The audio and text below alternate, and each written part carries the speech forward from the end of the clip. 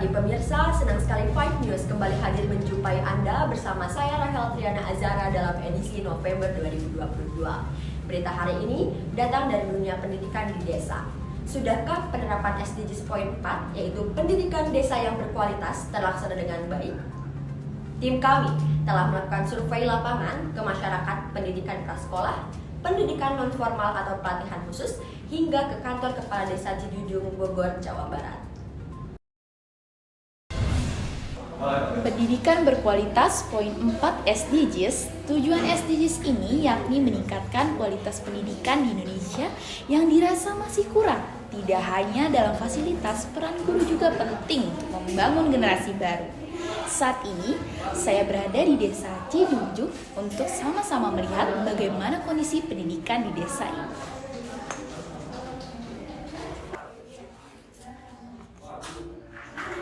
Untuk taman bacaan atau perpustakaan desa di desa ini ada?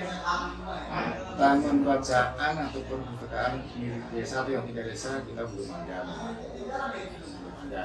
Baik, tapi sudahkah ada rencana pembangunan taman bacaan di daerah ini atau yang akan dilakukan? Kalau rencana kita pasti ada. Kita baru mencari tempat. Kira-kira di mana nih tempat yang bisa dipakai untuk mendirikan taman bacaan?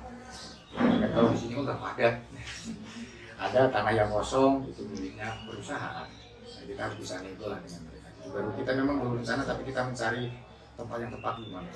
Adakah layanan pendidikan keterampilan bagi warga desa? Layanan pendidikan prasekolah, pendidikan non-formal di desa ini sebutkan di desa. Baik, kalau layanan keterampilan di desa Cijujung yang berupa kayak jenis bimbingan itu belum ada ya.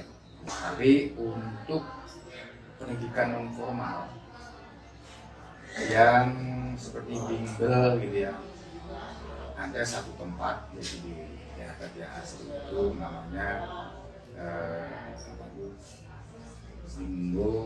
Bimba ya, Bimba AIIO. Jadi situ untuk belajar membaca itu, belajar membaca untuk anak-anak.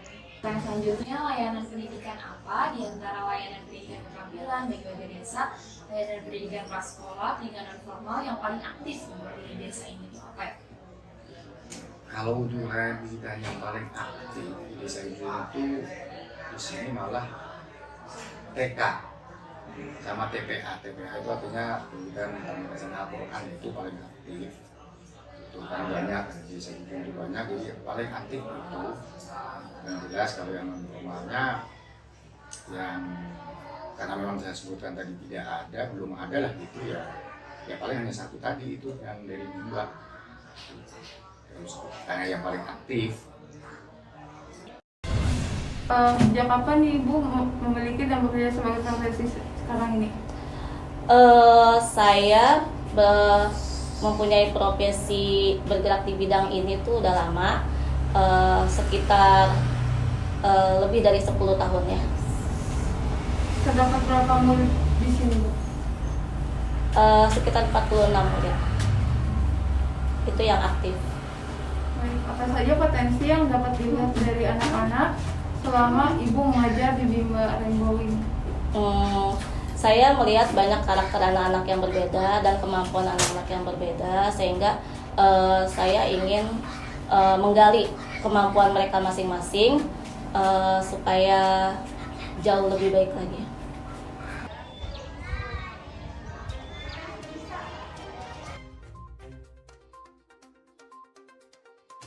Assalamualaikum warahmatullahi wabarakatuh. Nama saya Bu Yaya Kumaria. Saya sebagai Kepala Sekolah RA Al-Barokah. Baik Ibu, pertanyaan kedua, apakah tersedia taman bacaan untuk anak-anak di sekolah ini Bu? Iya.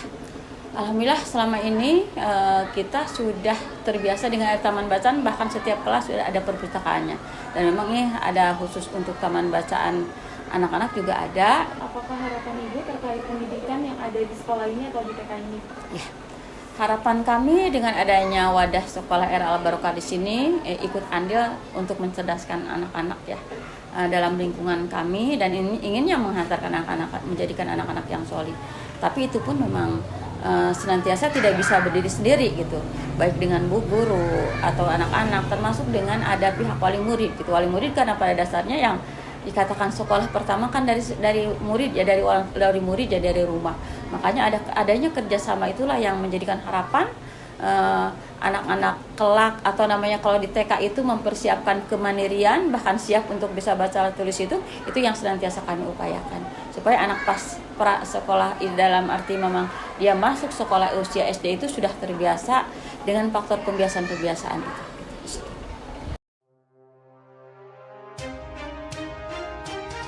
Adakah perkembangan yang Ibu rasakan ketika anak sudah memasuki masa prasekolah atau TK di sini? Alhamdulillah ada perkembangan yang tadinya belum bisa nulis ya, bisa baca, berhitung. Terus dari segi bicaranya juga ada perubahan lah. Yang tadinya manja-manja udah bisa lebih dewasa dikit karena bergaul kali ya di dalam kelasnya, itu sosialisasinya ada. Pemirsa, berita tersebut sekaligus mengakhiri perjumpaan kita. Saya Rahel Triana Azara pamit undur diri. Tetap saksikan 5 News untuk melihat berita-berita aktual lainnya. Dan sampai jumpa.